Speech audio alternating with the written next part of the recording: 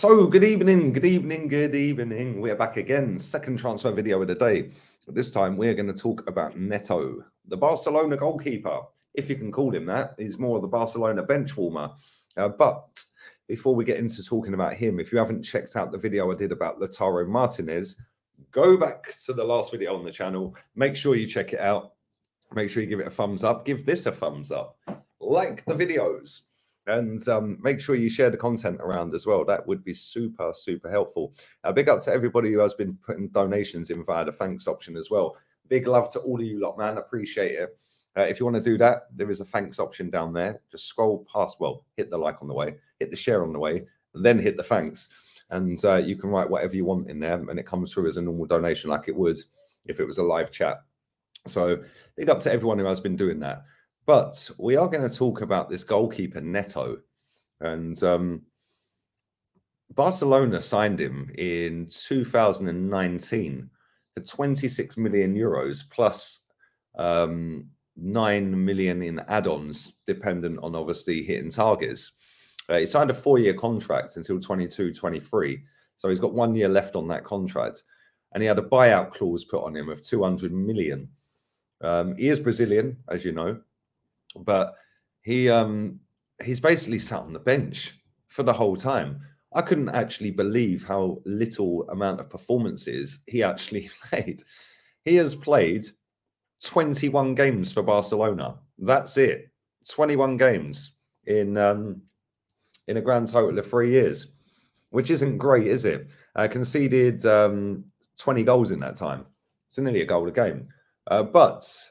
But I do like this goalkeeper, and he's 32 years old now, so he's coming up to that age where you start to say, well, look, goalkeepers are more used to getting better the older they get. It's not normally like 19-year-old goalkeepers are world beaters, you know, once in a blue moon with Gigi Buffon and all of that.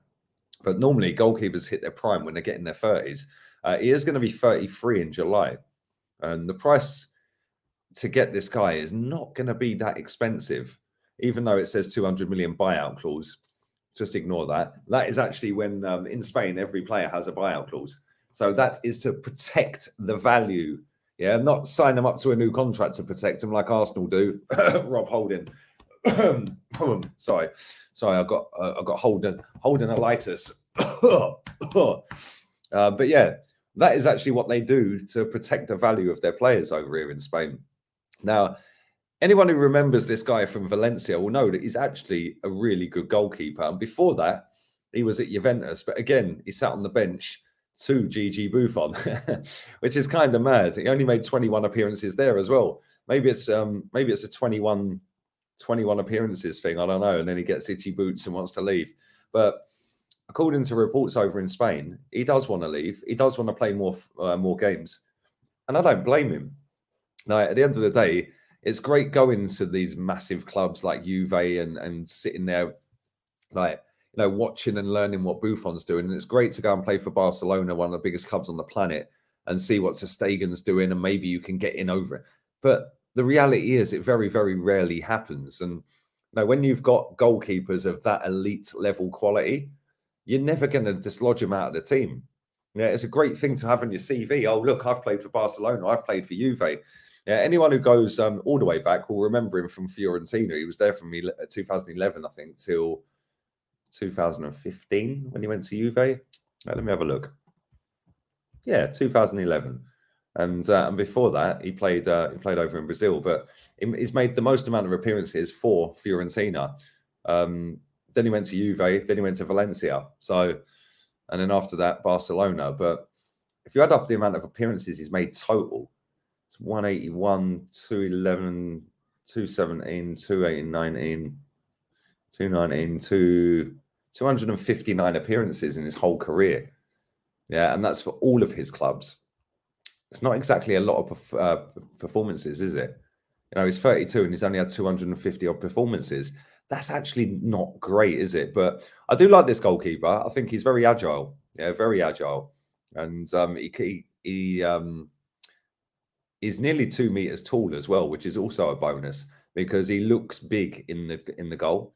Yeah, and I think like with his agility, yeah, and with his dominating of a penalty box.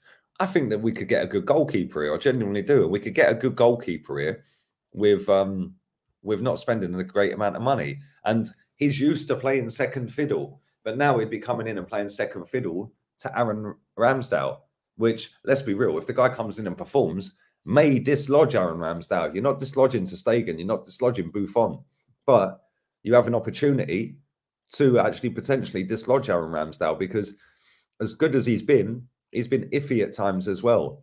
And then if you're putting in good performances in Europa League, the cup games, like the League Cup, the FA Cup, all of a sudden the manager might actually go, actually, you're coming in, mate. You never know. It happened with Ramsdale when Leno had a couple of mares, didn't it? So yeah, it wouldn't surprise me if we signed him. This deal actually makes a lot of sense because he has got 1 year left. It's not going to cost a great deal of money to get him. And he's used to playing second fiddle. So I think it'd be a good move. I can't lie. And we have got a lot of games coming up this season. And we do need a goalkeeper because I do think Leno is going to leave. And we do need a decent backup. But the one thing I will say here is if you actually look at some of the signings this manager's made, especially Runnison, it's not been great, is it? So, yeah, for me, we just got to be careful who we sign. Don't overpay for the money. Don't sit there and overpay the player. And make sure that we get somebody who's actually wanting to fight for the first team spot instead of just the backup option. Yes, he's sat and been a backup option, but like I said, he's been backup options, two of the best keepers of a generation. Yeah, Ter Stegen's right up there. He's a top keeper, and Buffon is the best keeper of the generation, isn't he? So, yeah, it's not surprising that he's been second fiddle to them. But I feel like maybe 5, 6 million, 10 million maybe. Year left, 10 mil. Maybe not even that. They paid 26 million euros for him, which is what, 22 million quid? They could probably get this goalkeeper for about 7 or 8 million quid. And for me, that's an absolute steal. For a backup goalkeeper of that quality, I think that's a good bit of business. I'd be shocked if we don't go and get it done. And he obviously wants to play, so good luck to him wherever he goes. But yeah, let me know your thoughts on him. Let me know whether you like him or not. Like I said, he has played for some big teams, hasn't he? And it's not going to cost that much money. I think this could be a good deal, people. But look, there you go. Lee's being positive. Can you imagine the shock on Top Gooners' faces? Lee's being positive. They'll then probably sit there, all these Top Gooners going, no, he's rubbish. He's rubbish. Because that's what they do. They sit there, and anyone half sensible that makes sense, they don't rate.